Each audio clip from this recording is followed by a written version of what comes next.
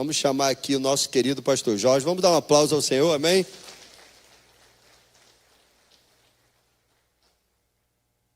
Pastor, Deus te abençoe. Seja tu uma bênção, pastor. Boa noite novamente. Estamos aqui de novo. E que bom estarmos aqui. O pastor Edenilson estava falando da questão do YouTube. Aí esse dia eu estava vendo novamente o musical do ano passado. E aí tem 600 e poucas visualizações. Mas tem 40 curtidas. Ou seja, das 600 e poucas pessoas que viram, só 40 e poucas lá, 40 que curtiram lá, que gostaram. Então eu acho esse número muito pequeno em vista da quantidade de visualizações. Então você que assistiu, que gostou, passa lá e dá um like lá para nós. Certamente isso fortalece o nosso canal. E aí o nosso canal pode aparecer lá para outras pessoas, como o pastor Edenilson falou. Porque o YouTube vai entender que a nossa programação é relevante. E aí, quando a programação é relevante, ela acaba aparecendo em outros lugares para outras pessoas também. E aí a gente vai proclamando e anunciando o nome de Cristo em outros momentos, em outros lugares para outras pessoas. E aí estamos aí nesta noite na incumbência da palavra do Senhor, aqui no momento de Santa Ceia. Eu queria que você fechasse seus olhos junto comigo. Nós vamos orar ao Senhor, pedindo ao Espírito Santo de Deus que nos guie a toda a verdade nesta noite. Que o Espírito Santo faça aquilo que Jesus falou que Ele faria, nos fazer lembrar das palavras do Mestre, de tudo aquilo que Ele nos ensinou, trazendo à nossa mente aquilo que é relevante para o nosso entendimento das verdades bíblicas. Querido Deus, amado Pai, nesta noite nós chegamos a Ti na certeza e na convicção de que o Senhor fala conosco através da Tua palavra, que a Tua palavra é viva e eficaz. Ela faz, Senhor Deus, aquilo que está descrito na Tua palavra. Ela nos abençoa, ela nos exorta, ela nos corrige, ela nos fortalece, Senhor Deus, para vencermos o dia mal e aprendermos do Senhor em todo o tempo, que o Senhor é bom e a sua misericórdia dura para sempre. Nós te agradecemos no poderoso nome de Jesus. Amém e amém. Gostaria que você abrisse sua Bíblia. Carta aos Hebreus. Carta aos Hebreus. Nós estamos lá no curso de síntese do Antigo e Novo Testamento. Hoje de manhã tivemos aí aula falando dos evangelhos, começando o Novo Testamento. E aí falamos dos evangelhos, falamos do livro de Atos. E aí é bom ver a turma ali tirando dúvidas, fazendo perguntas. E aí nós vamos crescendo de acordo com a palavra do Senhor. E aí na próxima semana nós vamos entrar nas cartas paulinas, amanhã já na carta paulina, na turma de segunda. E aí depois nós vamos entrar nas cartas gerais, aonde a carta aos Hebreus está inclusa. As cartas gerais. Então, carta aos Hebreus, capítulo 4, versículo 14, 15 e 16. Carta aos Hebreus, capítulo 4. Carta aos Hebreus, capítulo 4, versículos 14, 15 e 16. Eu vou ler na versão NVI. Versão NVI. Vou ler nessa versão. E aí, o nosso tema nessa noite é o grande sumo sacerdote. Vou ler aqui e depois nós vamos trabalhar esse texto aqui para nós. Portanto, visto que temos um grande sumo sacerdote, que adentrou aos céus, Jesus, o Filho de Deus, apeguemo-nos com toda a firmeza à fé que professamos, pois não temos um sumo sacerdote que não possa compadecer-se das nossas fraquezas, mas sim alguém que, como nós, passou por todo tipo de tentação, porém sem pecado. Assim sendo, aproximemo-nos do trono da graça com toda a confiança, a fim de recebermos misericórdia e encontrarmos graça que nos ajude no momento de necessidade. Então nós temos essa palavra do escritor da carta aos Hebreus falando conosco. E aí, eu tinha escolhido os louvores para cantar hoje no culto. E aí depois escolhi esse texto.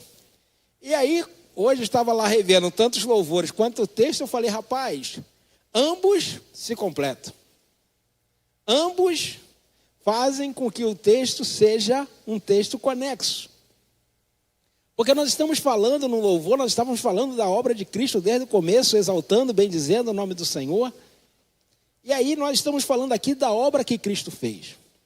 No Antigo Testamento, na Antiga Aliança, o sumo sacerdote ele tinha uma função primaz: levar uma oferta do povo para Deus.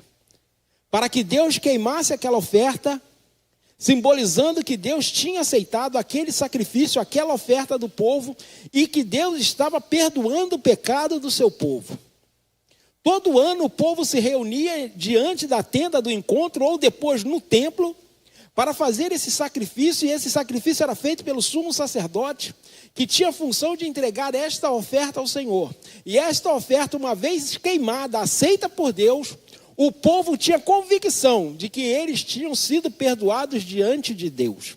E todo ano era necessário refazer este sacrifício. Até que Cristo vem e faz o último sacrifício. Ao ser morto na cruz, ao ser crucificado, ele cumpre a palavra que diz que haveria um sacrifício perfeito. E ele é esse sacrifício perfeito. Ele vem como o sumo sacerdote de uma nova linhagem. Da linhagem de Melquisedeque, não é mais uma linhagem temporal, é uma linhagem eterna. Ela não tem começo, ela não tem fim. Melquisedeque é um personagem que aparece na época de Abraão, que ninguém sabe de onde ele veio, nem para onde ele foi. Ele aparece, recebe o dízimo de Abraão. E esse personagem é apontado como alguém que prefigura o Cristo. Ele não tem uma função somente, ele tem uma dupla função. Ele é um rei e ele também é um sacerdote. Então, a linhagem anterior, ela é excluída. A linhagem araônica, a linhagem dos levitas, ela é excluída para que o novo sacerdote assuma este lugar. E esse novo sumo sacerdote, ele simplesmente não oferece uma oferta. Ele se oferece como oferta. Ele faz a dupla função. Além de oferecer, ele se oferece. Por isso que o sacrifício dele é perfeito. Por isso que nós não temos mais a necessidade de oferecer qualquer sacrifício para sermos aceitos na presença do Pai. Porque Jesus já se ofereceu como sacrifício. E hoje nós temos acesso à presença de Deus através do sacrifício de Cristo. Porque Ele nos abriu um novo e vivo caminho. Através do seu sangue que foi vertido na cruz, nós temos acesso à presença de Deus. E aí o escritor está nos dizendo, para nós chegarmos diante de Deus com firme convicção. Ou seja, professando esta fé, adentramos com firmeza, não com dúvida, mas nos apegando a esta firmeza da fé. Porque sem fé é impossível agradar a Deus. Então nós temos aqui, ele escrevendo esta carta para nós, apresentando Jesus como Filho de Deus, aquele que se compadeceu de nós, se entregando no nosso lugar, quitando a nossa dívida, assumindo a nossa culpa. A nossa dívida era contra nós. Cristo pega essa dívida e paga essa dívida. Nós não tínhamos como pagar essa dívida. Íamos ficar na mão do credor para sempre. Mas Cristo pega essa dívida e paga.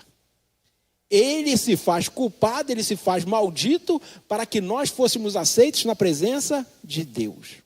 Então a obra dele é completa.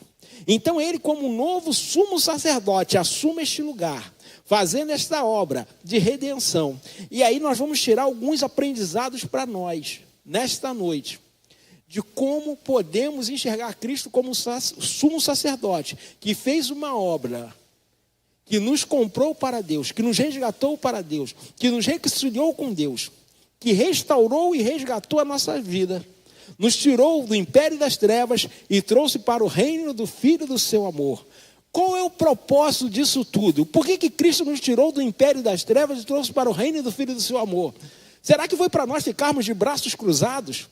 Será que foi para nós só termos um título de membros de uma igreja? De termos uma carteirinha de membro da igreja? Será que foi para isso que Cristo fez essa obra? Não. O próprio Pedro diz, ele nos libertou do império das trevas e trouxe para o reino do seu maravilhoso Filho, para nós anunciarmos a virtude daquele que nos tirou das trevas para a sua maravilhosa luz. Então a função de sermos resgatados por Cristo, pela obra do sumo sacerdote, é anunciarmos às outras pessoas: Cristo vive, Cristo ressuscitou dentre os mortos, pagou a nossa dívida, e agora, justificados em Cristo, temos paz com Deus. Então é para isso que a obra redentora foi feita, para que nós continuemos anunciando que Cristo veio para nos resgatar para Deus. Esta era a mensagem de João Batista. João Batista apareceu no deserto pregando: arrependei-vos, porque é chegado a vós o reino de Deus. A mensagem que Cristo traz, seguindo João Batista: arrependei-vos, porque o reino de Deus está entre vós. Os apóstolos vieram depois da morte de Cristo anunciando qual a mensagem deles: arrependei-vos e credes e recebeis o Espírito Santo. Os discípulos deram continuidade à obra dos apóstolos. Qual era a mensagem dele? Arrependei-vos. Aí nós estamos aqui hoje, há quase 2000 anos depois. Qual é a nossa mensagem? Qual é a nossa mensagem? Arrependei-vos. Qual é a nossa mensagem? Isso. Esta é a nossa mensagem. Não mudou. Não tem outra mensagem no Evangelho. Eu posso falar de cura, eu posso falar de bênção, eu posso falar de prosperidade, eu posso falar de tudo. Mas se eu não falar de arrependimento, de mudança de vida, não é Evangelho, é outra coisa qualquer. É autoajuda, é qualquer outra coisa. Mas o Evangelho é mudança de vida. E essa mudança de vida é aquilo que nos move para Deus. Porque só o Espírito Santo é capaz de nos fazer acreditar que existe uma obra de regeneração, uma obra de redenção, uma obra de justificação. Cristo, quando ele morreu na cruz, ele fez uma obra completa. Ele nos justificou diante de Deus, ele assumiu a nossa culpa. Ele nos remiu. Ele tirou o nosso pecado. Ele nos trouxe redenção. Esse pecado foi apagado por todo. Não existe mais culpa contra nós. Aí o apóstolo Paulo vai falar na carta aos Romanos capítulo 8. Não há condenação para aqueles que estão em Cristo Jesus. Mas para não haver condenação, nós precisamos estar em Cristo Jesus. Porque Ele é o sumo sacerdote, o grande sumo sacerdote. Então, quando nós estamos aqui, que recebemos essa ação, essa obra que o Espírito Santo faz, que Cristo fez lá na cruz, assumindo este lugar de sumo sacerdote, nos ligando com Deus, fazendo a grande expiação, para que nós pudéssemos ser aceitos na presença do Pai. Quando o sacerdote lá no Antigo Testamento, o sumo sacerdote fazia isso, os judeus têm esse feriado até hoje que chama-se o dia do Yom Kippur. Quando você vê o calendário judeu, tem esse calendário, tem esse feriado nacional, que é o dia do perdão, que é o dia do jejum. O jejum instituído por Deus, ele é um jejum de arrependimento. Ele não é um jejum de bênçãos. Ele não é um jejum de resposta de Deus, ele é um jejum de arrependimento. O dia do Yom Kippur era o dia do perdão, era o dia de que Deus decidiu perdoar o seu povo. Deus decidiu fazer com que o seu povo o buscasse, que o povo separasse aquele dia para estar junto com ele. E aí, esta obra ali acontecendo. Agora, neste dia do perdão, foi o dia que Cristo morreu na cruz. E aí, quando ele ressuscita, e nós também aguardamos a sua vinda para ressuscitarmos junto com ele. Aqueles que dormem no Senhor ressuscitarão primeiro, e nós que estivermos vivos teremos um corpo glorioso, porque este corpo mortal não pode herdar a eternidade, esse corpo corruptível não pode herdar a incorrupção. Então nós temos aqui a obra completa de Cristo como o sumo sacerdote, que o autor da carta aos Hebreus ele vai chamar de o grande sumo sacerdote. E aí nós vamos tirar alguns aprendizados. O nosso grande sumo sacerdote hoje não é mais Arão, não é mais os seus descendentes. O nosso grande sumo sacerdote é Cristo. Cristo tem este lugar. Por isso que nós temos uma nova aliança, derramado por sangue. O preço da salvação é gratuito para nós, mas Cristo pagou a conta.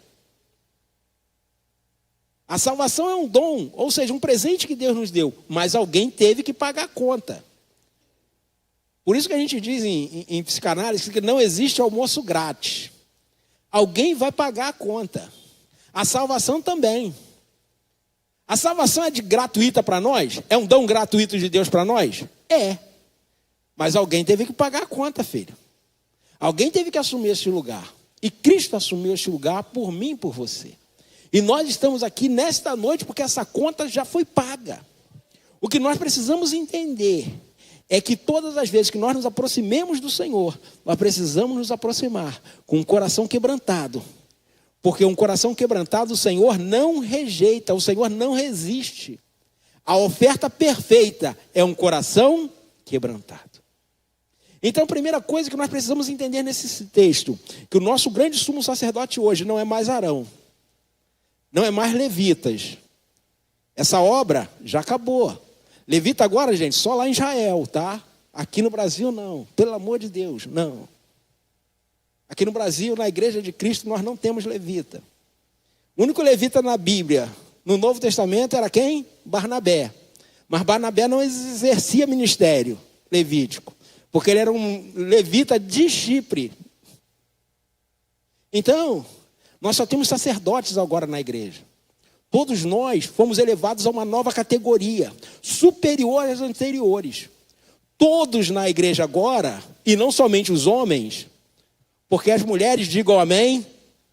Ih, muito fraco. Estou vendo muita mulher aqui para esse amém. As mulheres digam amém. Porque na antiga aliança a mulher não tinha lugar, filho.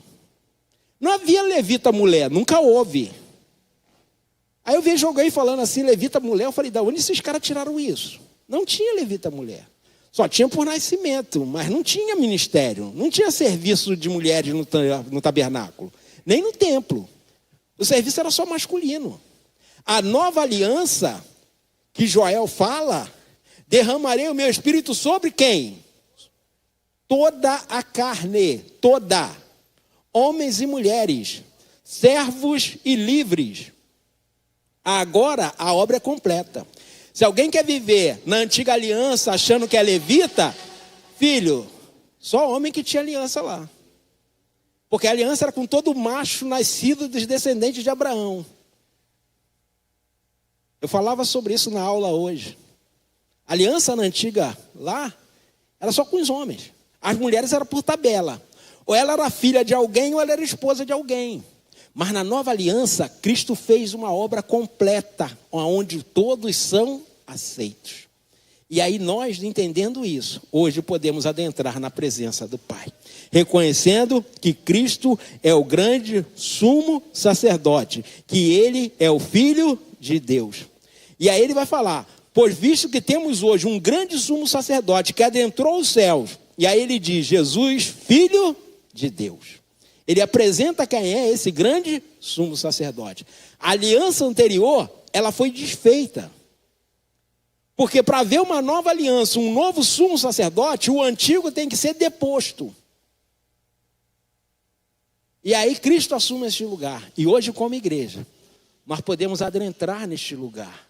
Todos nós, não somente alguns, não somente meia dúzia separados, não somente uma família, um clã, não somente uma tribo, mas todos são chamados. A canção que nós cantamos, ó, venham todos os povos. Não somente um povo, não somente uma tribo, agora são todos, podem vir, e todos são sacerdotes, e não são qualquer sacerdote, porque o que o apóstolo Pedro fala para nós? Sacerdotes reais. Somos elevados a uma nova categoria. Então nós precisamos entender que Cristo fez uma obra completa por mim e por você. E Ele é esse grande sumo sacerdote. A referência dessa nova aliança está aí no texto, na carta aos Hebreus, capítulo 7. Ele diz assim no versículo 17, ele fala assim, Pois sobre ele, afirmando, tu és sacerdote para sempre, segundo a ordem de Melquisedeque. A ordenança anterior é revogada, portanto era fraca e inútil, pois a lei nada havia aperfeiçoado, coisa alguma, sendo introduzida uma esperança superior, pela qual nos aproximemos de Deus. E isso não aconteceu sem juramento. Outros se tornaram sacerdotes sem qualquer juramento, mas ele se tornou sacerdote com juramento quando Deus lhe disse, o Senhor jurou e não se arrependerá, tu és sacerdote para sempre. Então a ordem anterior, que era a ordem araônica, a ordem de Arão, o autor de Hebreus diz que ela era fraco e inútil. Porque o sumo sacerdote morria, logo assumia outro. Mas agora na nova aliança, o sacerdócio de Cristo é eterno, para sempre. Não tem data de validade, não expira, muito pelo contrário, ele é eterno. Segunda coisa para nós, a condição para nos achegarmos ao grande sumo sacerdote é a fé. Por isso que o autor aos Hebreus, ele escreve mais na frente, que sem fé é impossível agradar a Deus. Tudo que acontece na vida do crente tem que ser pela fé. A mulher do fluxo de sangue chegou em Jesus, ela falou o quê? O que ela falou no coração dela? Se tão somente eu tocar nas vestes deles, eu ficarei curada.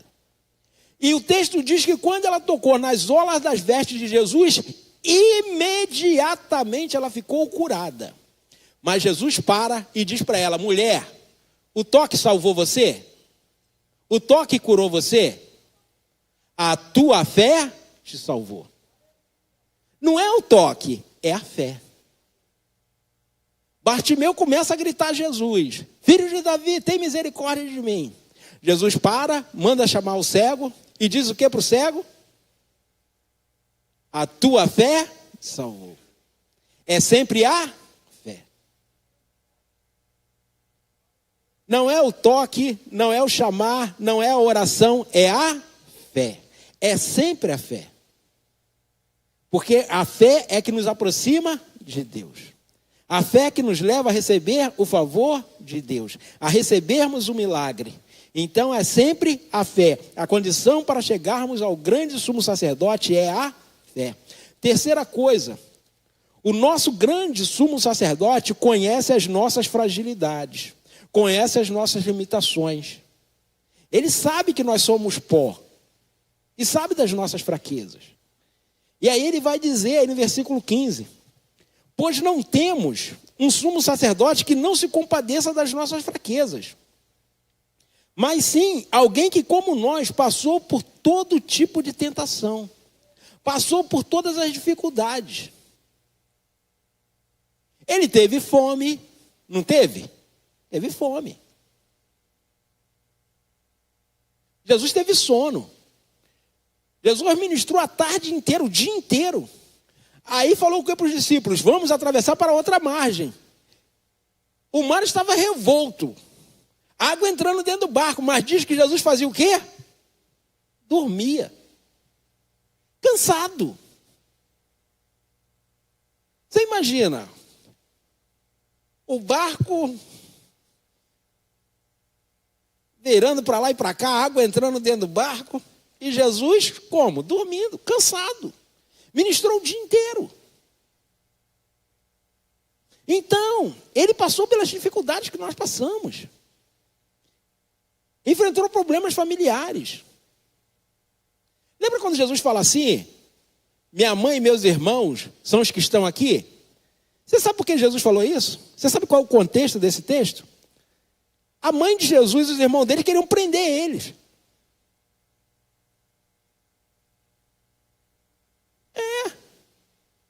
Os fariseus estavam dizendo que Jesus tinha demônios, e aí quando a família dele soube, queria prendê-lo e levá-lo para casa.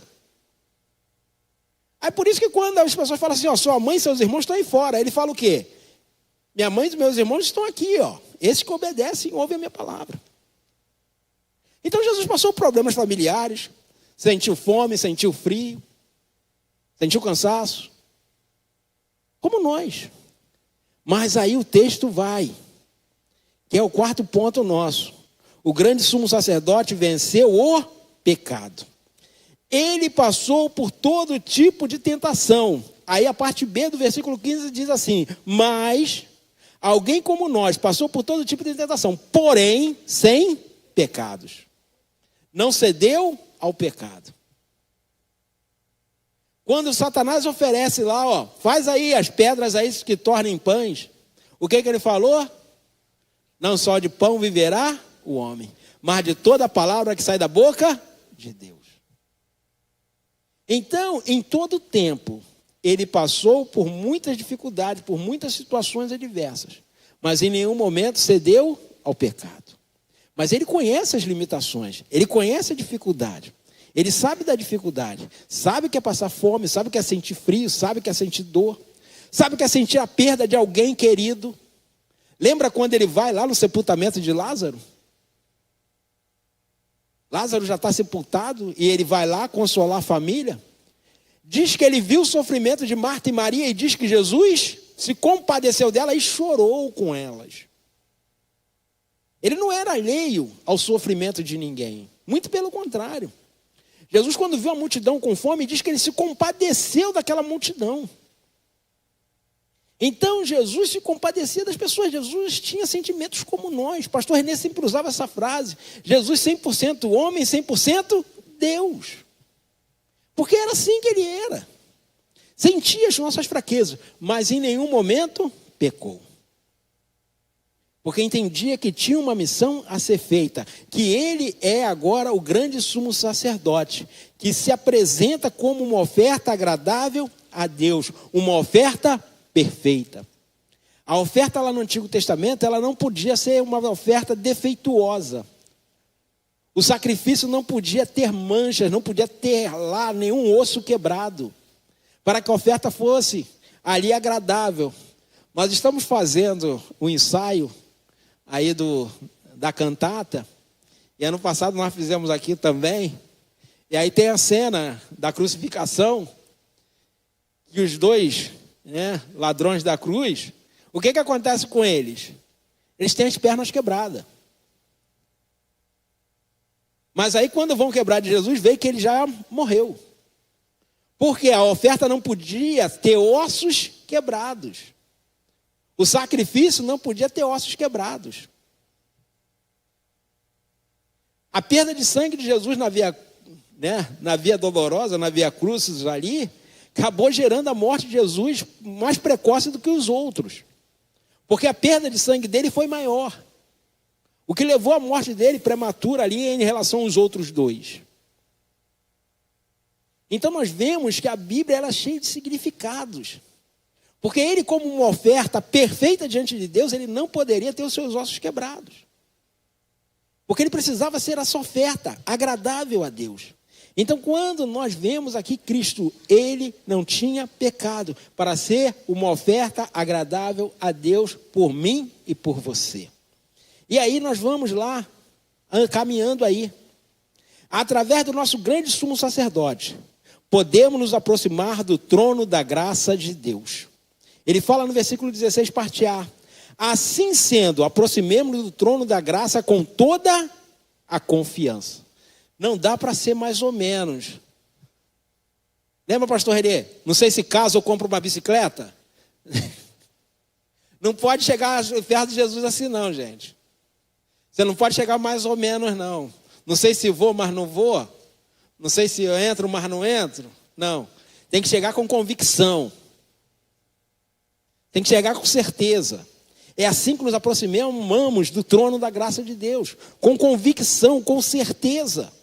É a única forma de nós sermos aceitos na presença do Senhor.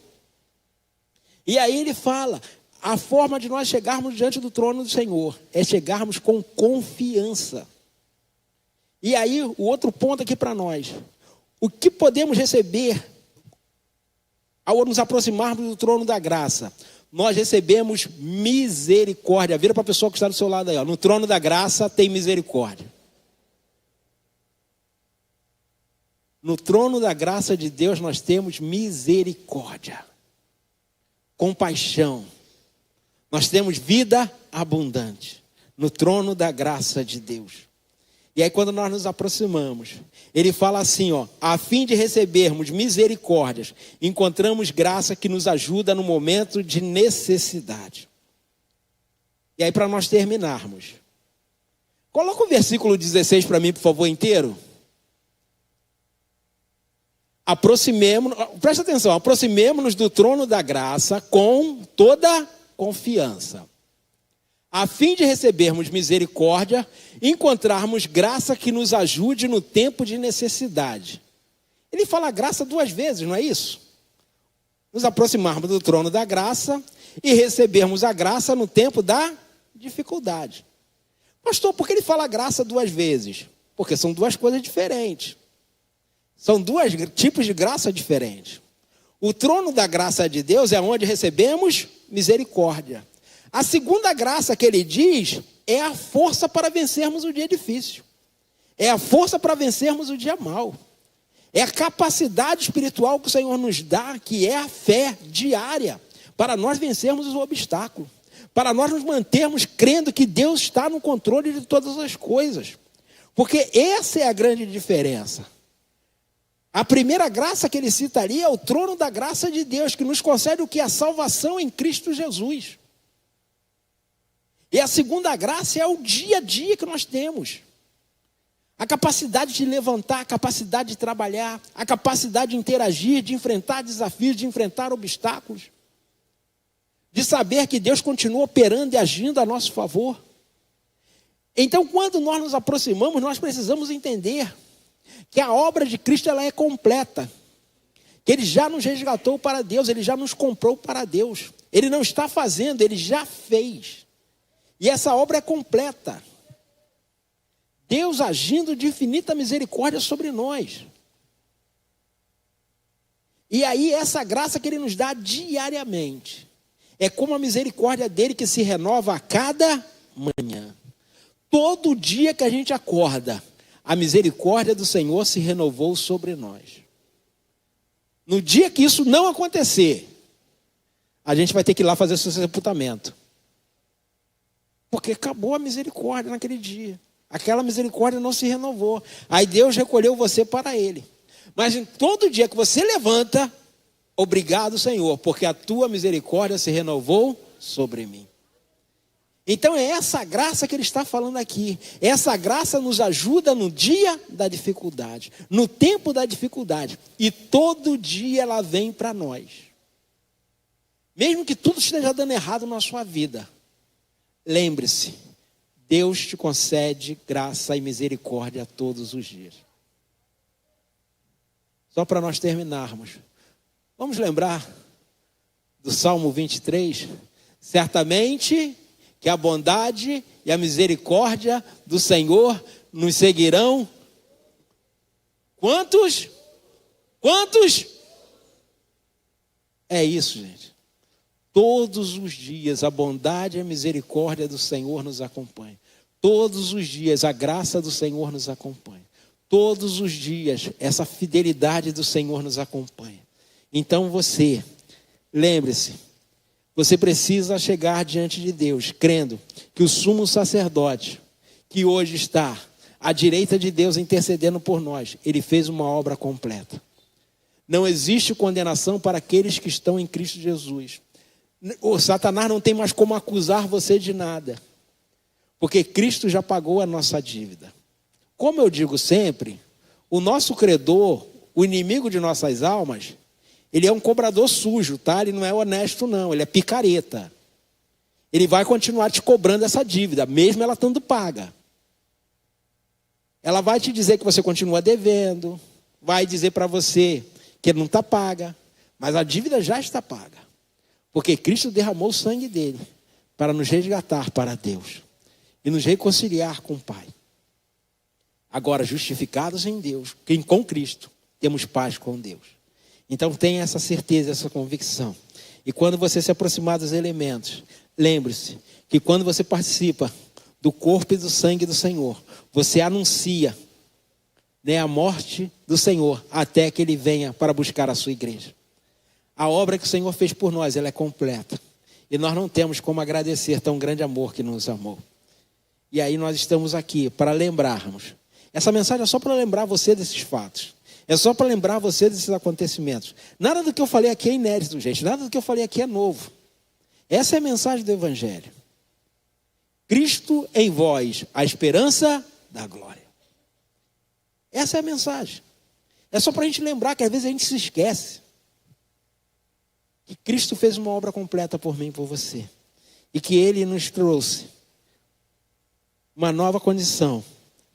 Uma condição de aceitos agora.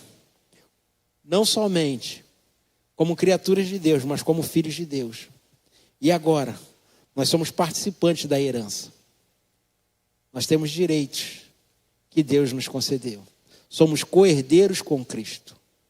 Nós temos direito à vida eterna. Nós temos direito à salvação diária. Nós temos direito à presença de Deus todos os dias conosco através do Espírito Santo. Então, reflita a cada dia. Todos os dias quando você acordar, tenha no seu coração um sentimento de gratidão. Pastor, mas minha vida está toda virada, pastor. Tenha gratidão no seu coração. A gratidão é algo extraordinário, porque ela vem do coração de Deus para os nossos corações. Entenda que Deus nos escolheu para um propósito. Mesmo que a gente ainda não conseguiu entender totalmente o propósito de Deus na nossa vida. Mas o Senhor, Ele vai dando indícios daquilo que Ele vai fazer em nós. E daquilo que Ele vai fazer através de nós. Deus nos colocou aonde nós estamos, para nós sermos uma voz profética. Para nós levarmos salvação a outras pessoas. Assim como recebemos a palavra de salvação. Nós estamos em qualquer lugar que nós estivermos. No trabalho, na escola, na faculdade. Qualquer grupo social que você esteja. Você está ali para dar o bom testemunho. Para ali ter a fragrância do bom perfume de Cristo. E essa fragrância exalar no lugar que você estiver. Você está ali para ser luz no meio das trevas. Você está ali para ser sal no meio de um lugar destemperado. É para isso que Deus te chamou. É para você fazer diferença onde você estiver. Mas pastor, eu sou tão pequeno. Mas é aí que Deus quer usar. Deus não chama os grandes. Deus chama a quem Ele quer. Tinha alguns grandes que Ele chamou. Mas a maioria era pequeno. Era gente desprezada pela sociedade. Era gente que ninguém dava nada. E Deus usou. Como Deus quer usar você nesse tempo. Para levar e proclamar o Evangelho da salvação. Para que outras pessoas também consigam encontrar a vida e a vida abundante que Ele tem para nós. Vamos agradecer a Deus, fechando os nossos olhos nesta noite. Orando ao Senhor. Nós estamos aqui nesta noite para engrandecer o nome do Senhor.